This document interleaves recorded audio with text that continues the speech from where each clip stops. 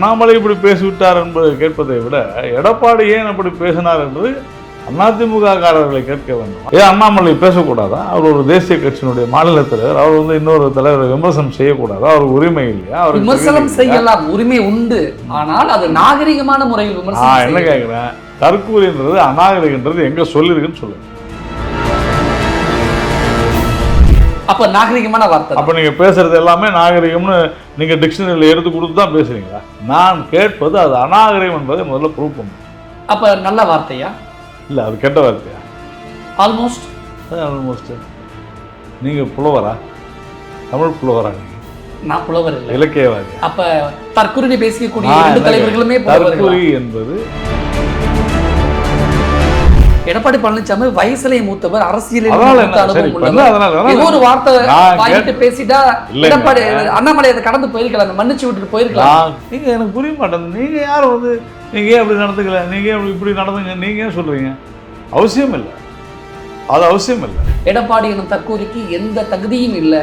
நீங்க வார்த்தை ரொம்ப கடினமான வார்த்தை இல்லையா? நீங்க உங்களுக்கு எடப்பாடி மேல பாசமா இருந்தா அதுக்கு நான் என்ன செய்யணும்? அப்ப இது அன்பார்லிமெண்ட் வார்த்தை கிடையாது. நாங்கள் எதுக்கு அவங்க ஒன்றும் தெரியாது தப்பு பண்ணுறோம் மன்னிச்சு போகிறதுக்கு என்ன யோசிக்கிறாங்க? இல்லை காந்தியா? அதெல்லாம் அண்ணாமலை என்பது துடிப்பானவர் இளைஞர்.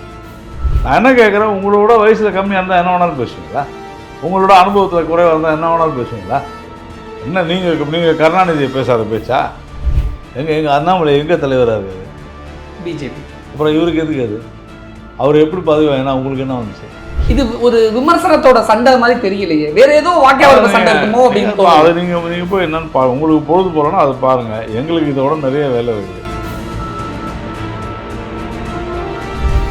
ரிட்டையர் ஆயாச்சா? வண்டலூர் எலிமெண்ட்ஸ் மதுரம்ல பிளாட் வாங்கிக்கோங்க. ரிட்டையர்ட் லைஃபா ஆனந்தமா என்ஜாய் பண்ணுங்க.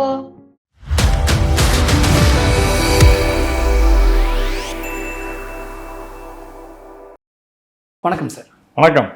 தற்கூரி அப்படிங்கிற ஒரே ஒரு வார்த்தையை வச்சுக்கிட்டு அதிமுகவும் பிஜேபியும் மாறி மாறி சண்டை போட்டுக்கிறது எந்த வகையில் சார் நியாயம்? தற்கூரி என்ன சார் தெரியல, சொல்லுங்க. அதை வச்சுதான் நல்லா பண்றாங்க. அண்ணாமலை அவர்கள் எடப்பாடி பழனிசாமி அவர்களை தற்கூரின்னு சொன்னார். அதை வச்சுக்கிட்டு தரம் தாழ்ந்து பேசிட்டாங்க. தற்கூரி என்பது தரம் தாழ்ந்த வார்த்தையா, தரம் கெட்ட வார்த்தையா, அநாகரிகமான வார்த்தையா, அன்பார்லிமெண்ட்ரி வேர்டா? இதெல்லாம் நீங்க தான் சொல்லணும். அன்பார்லிமெண்ட் அதை எப்படி சொல்லுவீங்க? அப்ப நல்ல வார்த்தையா? இல்லை அது கெட்ட வார்த்தையா?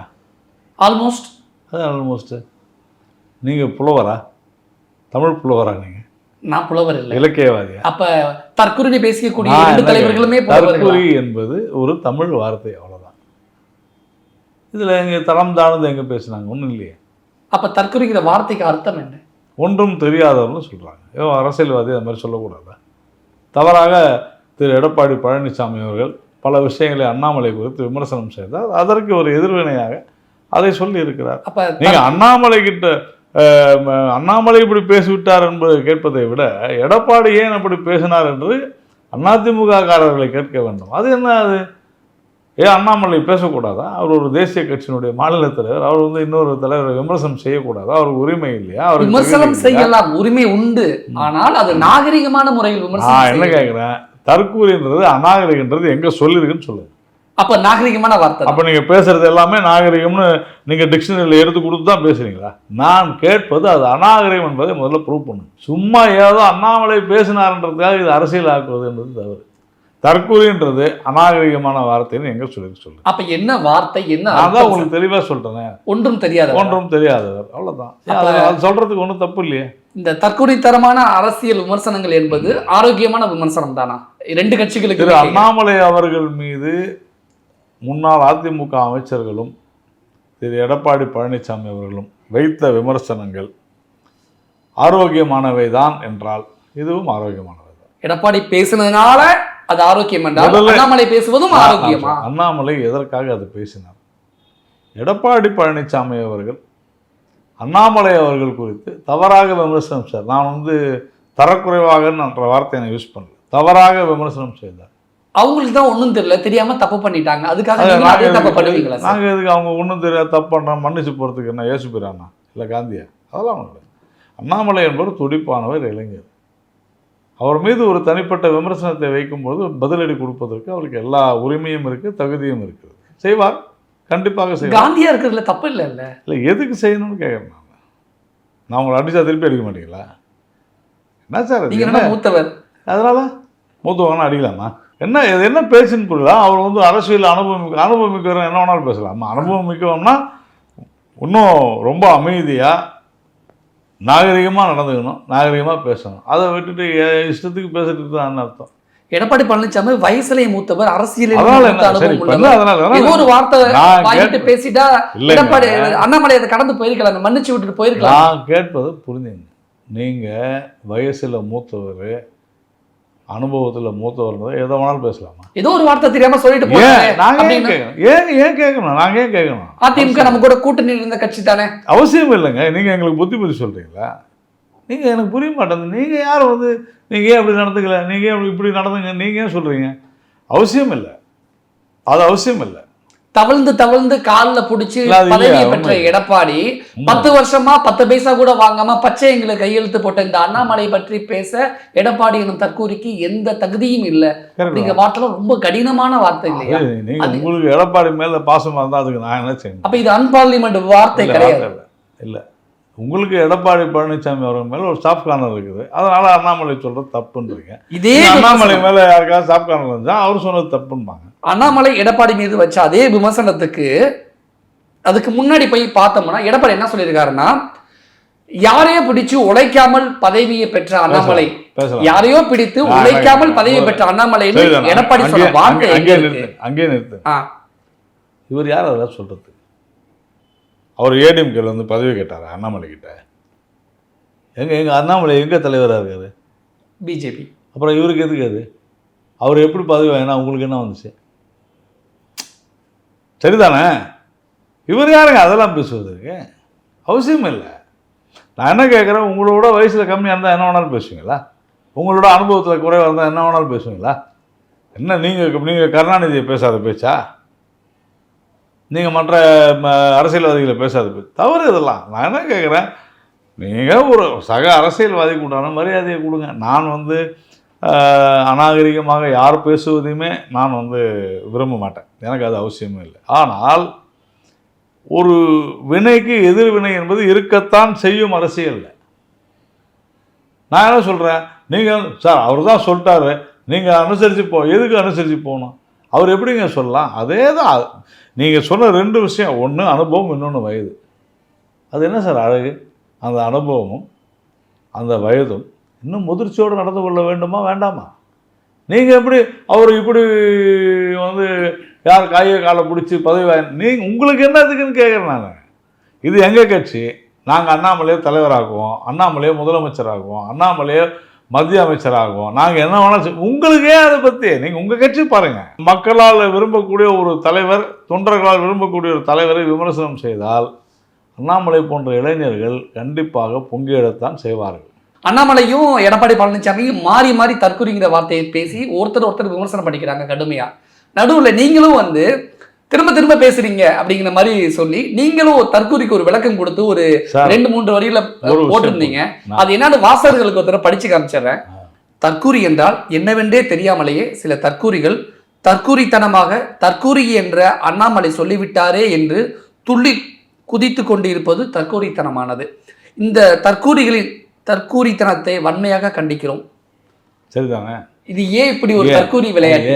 ஏன் அப்படின்னு சொன்னா, திரு எடப்பாடி பழனிசாமி அவர்கள் தவறாக தேவையில்லாமல் அண்ணாமலை அவர்களை விமர்சனம் செய்தார். அதற்கு அண்ணாமலை அவர்கள் பொதுக்கூட்டத்தில் தற்கூரி அப்படின்னு பேசினார். ஆனால் அதை பார்த்தீங்கன்னா மறுநாள் தொலைக்காட்சியில் வந்து விவாதங்களில் இதுதான் டாப்பிக்காக இன்றைக்கி டிஸ்கஷன். தற்கூரின்றது தரம் கெட்ட வார்த்தை, தரம் தாழ்ந்து பேசுகிறார். நான் என்ன கேட்டேன், தற்கூரின்னா என்ன? சரிதான், தற்கூரின்னா என்ன? யாருக்குமே தற்கூரின்னா என்னன்னு தெரிலங்க. அது எப்படி தரம் தாழ்ந்த வார்த்தை ஆகும்?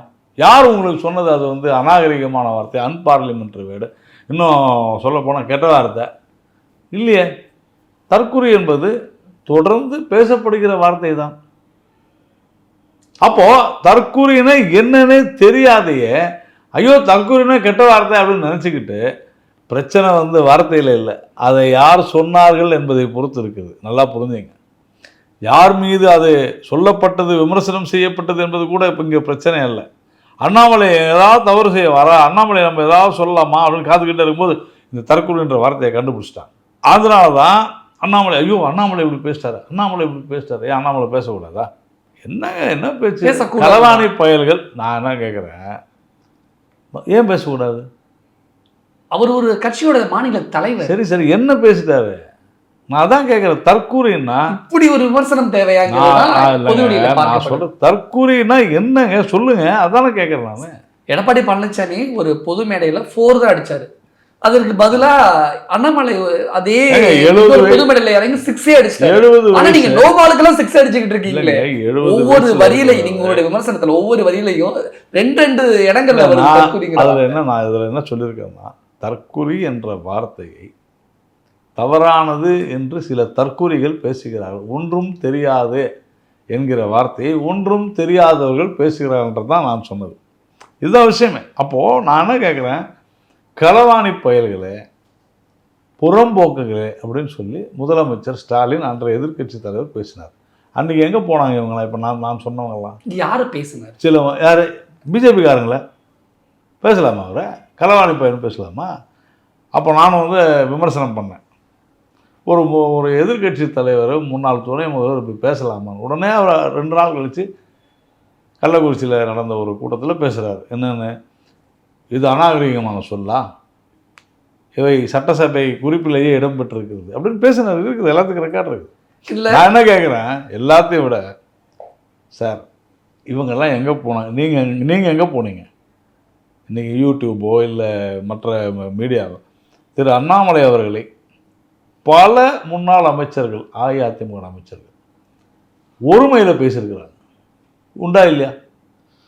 ஒருமையில் மிக மிக தரம் தாழ்ந்து தரம் கெட்டு பேசியிருக்கிறார்கள். நான் என்ன கேட்குறேன், சரி அவங்க பேசினாங்கல்ல, இப்போ நீங்கள் இவ்வளோ சொன்னீங்கள்ல, அவர் ஒரு முன்னாள் முதல்வர், அனுபவம் மிக்கவர், வயது முறிந்தவர், அவர் ஒரு வார்த்தை சொல்லிருக்கணுமா வேணாமா? ஏன்பா எல்லோரும் ஒருமையில் ஏன்பா அப்படிலாம் மரியாதை இல்லாத பேசுறீங்க? அப்போது எடப்பாடி பழனிசாமி அவர்களுடைய ஆசீர்வாதத்தோடு தான் அது பேசப்பட்டிருக்கிறது அந்த பொருளாவது. நான் வந்து உங்களுக்கு ஒரு 100 ஸ்டேட்மெண்ட்ஸ் கொடுக்குறேன். முன்னாள் அமைச்சர்கள், அது வந்து கடம்பூர் ராஜு, சிவி சண்முகம், ஜெயக்குமார், இவர் செல்லூர் ராஜுன்னு வரிசையாக கொடுக்குறேன். இவங்க எல்லாருமே அண்ணாமலையை எப்படியெல்லாம் விமர்சனம் பண்ணாங்க, ஒருமையிலே பேசுங்க. நீங்கள் சொன்ன அந்த 4 பேருமே அண்ணாமலையை ஒருமையில விமர்சனம் பேசியிருக்கிறாங்க. கடந்த ஒரு 1.5-2 வருஷத்துல பாருங்க பேசிருக்காங்க. சரி, என்ன பிரச்சனை மக்களுக்கு? என்ன அண்ணாமலைக்கு எடப்பாடி பழனிசாமி என்ன மாறி மாறி அடிச்சுக்கிறாங்க? நான் சொல்றேன் பாருங்க, எனக்கு அதை பத்தி எல்லாம் கவலை இல்லைங்க. யாரை அடிச்சுக்கிறது, என்ன சண்டை 2 பேருக்குள்ள இல்ல. திரு எடப்பாடி பழனிசாமி அவர்கள் திரு அண்ணாமலையை விமர்சனம் செய்தார்கள், அதற்கு அண்ணாமலை விமர்சனம் செய்தார்கள், இவ்வளவுதான். இது ஒரு விமர்சனத்தோட சண்டை மாதிரி தெரியலையே, வேற ஏதோ வாக்கிய சண்டை இருக்குமோ அப்படின்னு. அதை நீங்க போய் என்னன்னு பாருங்க, உங்களுக்கு பொழுது போறோன்னா அதை பாருங்க. எங்களுக்கு இதோட நிறைய வேலை இருக்குது. எங்க சொன்னாங்க, நம்ம திருப்பி பதில் சொல்லிட்டோம், அவ்வளவுதான் விஷயம். உங்களுடைய அருமை பெருமையெல்லாம் எங்களுக்கு தெரியும் அப்படின்னு அண்ணாமலையும், பொங்க உங்களுடைய அருமை பெருமைலாம் எங்களுக்கு தெரியும் எடப்பாடியும் அதே மாதிரி பேசிக்கிறாங்களே. நான் என்ன சொல்றேன், அது என்ன அருமை பெருமை? நான் என்ன சொல்றேன், நாகரிகமாக விமர்சனம் செய்து கொள்ள கற்றுக்கொள்ள வேண்டும். எங்களுக்கு யாரும் பாடம் எடுக்க வேண்டிய அவசியம் இல்லை. பாரதிய ஜனதா கட்சிக்கோ பாரதிய ஜனதா கட்சியினருக்கோ இப்படித்தான் பேச வேண்டும் என்று பாடம் எடுக்க வேண்டிய அவசியம் இல்லை. நான் தான் சொன்னேன், பேசப்பட்ட வார்த்தை, தற்குறி என்ற வார்த்தை பிரச்சனை அல்ல, அதை பேசிய நபர் தான் இவர்களுக்கு பிரச்சனை. அண்ணாமலை இந்த தற்குறிங்கிற சென்டென்ஸ்க்கு அடுத்து ஒரு விஷயத்தை முக்கியமாக சொல்ல வர்றாரு. எடப்பாடி பழனிசாமி அகந்தையில் பேசுகிறாரு அப்படின்னு ஒரு சென்டென்ஸோட முடிக்கிறார். அப்போ அண்ணாமலை ஒரு இயல்பாக ஒரு கேள்வி வருது இல்லையா சார்? நான் தான் மறுபடியும் சொல்கிறேன். இப்போ நீங்கள் பேசுனதுலேருந்து என்ன புரியுதுன்னா, அண்ணாமலை அவர்கள் பேசிய அனைத்துமே திரு எடப்பாடி பழனிசாமி அவர்கள் பேசியதற்கு அடுத்து அதற்கு எதிர்வினையாக பேசியது. அப்போது யார் முதல்ல பேசினாங்களோ அவங்கள தான் சார் கேள்வி கேட்கணும். இது நம்மள கேள்வி கேட்டு பிரயோஜனமே இல்லை. அதுதான் நான் சொல்கிறேன். அந்த தற்கொலைங்கிற விஷயத்துக்கு அடுத்து அண்ணாமலை ஒரு முக்கியமான விஷயத்த சொல்றாரு. வாரணாசி தொகுதியில் பிரதமர் மோடி வேட்புமனு தாக்கல் செய்யும் போது கூட்டணி கட்சியில் இருக்கக்கூடிய முதலமைச்சர் வேட்பாளர்களுக்கெல்லாம் பிஜேபியிலேருந்து அழைப்பு வந்தது. தோத்து போகக்கூடியவருக்கு நான் ஏன் மேடையில் போய் நிக்கணும் அப்படின்னு எடப்பாடி பழனிசாமி கேட்டாரு. அன்னையிலிருந்து கூட்டணி கட்சி தலைவரா கூட நான் அவரை நான் மதிக்கல, ஏத்துக்கல அப்படின்னு அண்ணாமலை பகிரங்கமான ஒரு குற்றச்சாட்டு. உண்மையா அப்படின்னு ஒருவர் சொன்னாருன்னு அன்னைக்கு நானும் அன்னைக்கு அவர் பேசினது தான் முதல்ல கேட்டேன். அவருக்கு அந்த நேரத்தில் அங்கே இருந்தவங்க அதன் பிற்பாடு யாரோ சொல்லியிருக்கிறாங்க, எடப்பாடி பழனிசாமியே அண்ணாமலை புறக்கணிப்பதற்கான காரணம் இதுதானா அப்படின்னு அவர் சொல்றாரு. இருக்கலாமே, ஏன் அதில் என்ன? எனக்கு அன்னைக்கு அவர் சொன்னது கேட்டு நானே அதிர்ச்சி விட்டேன், இப்படி கூட பேசியிருப்பாரா ஒருத்தர் அப்படின்ட்டு. அதனால் அண்ணாமலை அவர்களுக்கு தற்போது யாரோ அதை சொல்லியிருக்கிறார்கள், அதை அவர் வெளிப்படுத்தி இருக்கிறார். இதில் என்ன உங்களுக்கு பிரச்சனை? எடப்பாடி பழனிசாமிக்கும் அண்ணாமலைக்கும் அரசியல் ரீதியா எதிர் கருத்துக்கள் இருக்கு, விமர்சனம் பண்ணிக்கிறாங்க, தற்கொலைங்கிற வார்த்தையை கூட, இதெல்லாம் ஓகே. ஆனா சிலுவம்பாளையத்தில் நடந்த ஒரு கொலை வழக்குல எடப்பாடி பழனிசாமியை கோர்த்து விடுறது எந்த வகையில் நியாயம்? அப்படி ஒன்று நடக்கவே இல்லைன்னு யாராவது எடப்பாடி பழனிசாமி இல்லை அதிமுக ஸ்டேட்மெண்ட் கொடுத்துருக்காங்களா? அண்ணாமலை அவர்கள் என்னைக்கு பேசினாரு? ஞாயிற்றுக்கிழமை. இன்னைக்கு என்ன கிழமை? புதன்கிழமை. இன்னைக்கு 3 நாள் ஆயிடுச்சு, டெக்னிக்கலாக 4 நாள் ஆயிடுச்சு. இந்த மாதிரியான ஒரு வழக்கு நடக்கவே இல்லை, இவர் சொன்ன சம்பவம் நடக்கலை அப்படின்னு இது வரைக்கும் அதிமுக யாராவது ஸ்டேட்மெண்ட் கொடுத்துருக்காங்களா? தெரியுமா உங்களுக்கு? மறுப்பு தெரிவிச்சிருக்காங்களா? நான் என்ன சொல்ல, இது ஒரு மிக பயங்கரமான ஒரு குற்றச்சாட்டு தான். ஆனால் நீங்கள் இந்நேரம் என்ன பண்ணுவீங்க? இப்போ டிஃபமேஷனுக்கு போடுங்க. அண்ணாமலை சொல்லுறது தவறாக இருந்தால் நீங்கள் கோர்ட்டுக்கு போய் போடுங்க, அண்ணாமலை தவறாக சொல்லிட்டாருன்ட்டு. நீங்கள் இந்த கேள்வியை நீங்கள் யாரங்க கேட்கணும்? சார் அண்ணாமலை இந்த மாதிரி சொல்லியிருக்கிறாராமே, இந்த பிரச்சனை இது என்னன்னு போய் எடப்பாடி நீங்கள் கேட்கணுமா வேண்டாமா? அதை விட்டுட்டு இது உண்மையா இல்லைன்னு திருப்பி எங்கள்கிட்டயே வந்து கேட்குறீங்க. அதான் சொல்லிட்டாரே, சொன்னதே திருப்பி வந்து எங்கள்கிட்ட கேட்குறீங்க இது உண்மையா பொய்யான்னு. என்னங்க அது? ஆனால் அதுக்காக ஒரு பயமா போயிட்டு பயமா இருக்குது. எடப்பாடி பழனிசாமி அமைதியா இருக்கிறாரு அப்படிங்கிறதுக்காக அவர் பயப்படுறாரு நம்ம எடுத்துக்க முடியாது, அதுக்காக அது உண்மை இருக்குன்னு நம்ம எடுத்துக்க முடியாது. பாருங்க, நான் கேட்பது ஒன்றுதான். அவர் சொல்லி 4 நாட்கள் ஆகிவிட்டது. எதிர்த்தரப்பில் இருந்து என்ன சொல்லிடுறாங்க? என்ன தெரியுமா சொல்கிறாங்க? அண்ணாமலையை மறுபடியும் சாடுகிறார்கள். இவருக்கு இதே தான் வேலையை. நான் என்ன சொல்கிறேன், என்ன வேணாலும் திட்டிக்காது, வேற விஷயம். சொன்ன குற்றச்சாட்டுக்கு பதில் என்ன? சரி, நானே கேட்குறேன், எடப்பாடி பழனிசாமி அண்ணாமலையை பார்த்து பயப்படுறாரு? எனக்கு நான் அப்படி சொல்லி இப்போ அவர் அமைதியாக இருக்கிறாருல, விளக்கம் கொடுக்காம இருக்கிறாரு. அது நீங்கள் அதாங்க நீங்கள் தப்பு, நீங்கள் திருப்பி உங்ககிட்ட ஒரு தவறு செய்கிறீங்க. என்ன தெரியுமா? நீங்கள் போய் கேட்க வேண்டிய இடம் அதிமுக, நீங்கள் பிஜேபியில் இருந்து கேட்காதீங்கன்றான். நம்ம சொல்லியிருக்காரு, அண்ணாமலை அவர்கள் சொல்லியிருக்கிறார். 4 நாள் ஆயிடுச்சு. திரு எடப்பாடி பழனிசாமி நேற்று முந்தானோட பார்த்தேன், ஒரு இன்டர்வியூ கொடுத்துருந்தாரு. அதில் ஒன்றும் சொல்லி இந்த மாதிரி ஒரு சம்பவம் நடக்கவே இல்லைன்னு ஏன் சொல்லுங்க. ஏன் சொல்லலை? என்னவா? அதாங்க, அவரை போய் கேளுங்க. என்ன வந்து கேட்டிங்கன்னா, அப்போ இது அதிமுக விசஸ் பிஜேபிங்கிறது எதிர் அரசியல் விமர்சனங்கள் மட்டும்தான் இல்லைங்க. நீங்கள் எங்களை பொறுத்த வரையில் கொள்கை ரீதியாகவும் சரி, கட்சி ரீதியாகவும் எங்களை யார் எதிர்த்தாலும் நாங்கள் எதிர்ப்போம், அவ்வளோதான். உங்களை எதிர்த்ததுனால நீங்கள் எதிர்க்கிறீங்க, அவ்வளோதான். அதான உண்மை. நீங்கள் தானே முதலே சொன்னீங்க, அன்றைக்கி இப்படி பேசினாரு அதுக்கு பதில் சொன்னாருன்றீங்க, அதான ஃபேக்ட்டு. சப்போஸ் ஒருவேளை நாளைக்கு சமாதான கொடி பறக்க விட்டுட்டாங்கன்னா? இல்லை, இன்னைக்கு என்னவோ அதாங்க பேச முடியும். நாளைக்கு வரும் வராது எல்லாம் யாருக்கு தெரியும்? நம்ம அதை பேச முடியாது. இந்த பக்கம் நீங்கள் திமுக பற்றி ஒரு சின்ன விமர்சனம் சொன்னால் கூட மறுநாள் வந்து மன்னிப்பு கேட்குறாங்க. அப்போ அடிமை தானே? கூட்டணி கட்சி தானே சார். கூட்டணி தர்மத்துக்காக திமுகவோட கூட்டணி இருக்க எல்லா கட்சியும் அடிமைகள் தான் சார். அப்ப பிஜேபி கூட கூட்டணி இருக்கக்கூடிய இல்லையே, நாங்க கூட்டணி இருந்தா இல்லையே, அப்புறமா இல்லையே, அதனால தான் வெளியே போறாங்க. இப்போ அடிமைகள்னு ஏன் சொல்றான்? ஒரு 2 பார்லிமெண்ட் சீட்டு நிற்கிறதுக்கு கம்யூனிஸ்ட் 15 கோடி 10 கோடி வாங்குறாங்க. வாங்கினாங்களா இல்லையா? On record. ஆமாம், ஆன் ரெக்கார்டு வாங்கியிருக்கிறாங்க. சிபிஎம் 15 கோடி போன எலெக்ஷனில், சிபிஐ வந்து 10 கோடி 15 கோடி போட்டு போகிறாங்க சார். இப்படிலாம் சொல்லுங்க. இன்கம் டேக்ஸ்லேயே இப்போ பதிவு பண்ணிருக்காங்க திமுக, அதை ஒத்துக்கிட்டாங்களே கம்யூனிஸ்ட்டு. சிபிஎம் 15 கோடியும் சிபிஐ 10 கோடி வாங்கியிருக்கிறாங்க. ஏன் வாங்கினாங்கன்னா தேர்தல் செலவுக்கு. அப்போ அவங்க அடிமை இல்லாத வேறு என்ன? கட்சியை அடகு வச்சுட்டு வந்து பேசிக்கிட்டு இருக்கிறாங்க. விடுதலை சிறுத்தைகள் அவர் என்ன பண்ணுறாரு? திருமாவளவன் அவருடைய ரவிக்குமார் வந்து திமுக சிம்பிள்னு இருந்தார் 2019. உண்மையா இல்லையா? அப்போ அடிமை இல்லாத என்ன? கூட்டணி கட்சி திமுக சிம்பிளில் தான் நிற்குது. அடிமை இல்லாத வேறு என்ன சொல்கிறது அவங்கள? நீங்கள் வந்து ஒரு கட்சியை குற்றம் சாட்டும் பொழுது அது சரி. ஆனால் பிஜேபி சொன்னால் தப்புன்றது பிஜேபி வளர்ந்து கொண்டிருக்கிறது என்பதை காண்பிக்கிறது. இவ்வளோதான் விஷயம்.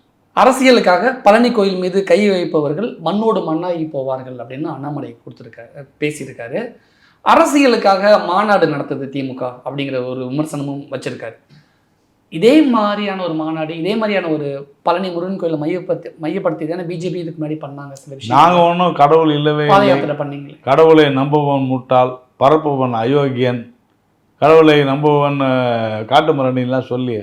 ஆனா அண்ணாமலை அரசியலுக்காக பழனி கோயில் நாங்கள் ஒன்றும் அதே ஆகஸ்ட் 23 ஒரு வருஷத்துக்கு முன்னால் சனாதனத்தை ஒழிப்போம்னு பேசலையே, அழிப்போம்னு பேசலையே. நீங்கள் ஏன் பேசுகிறீங்க?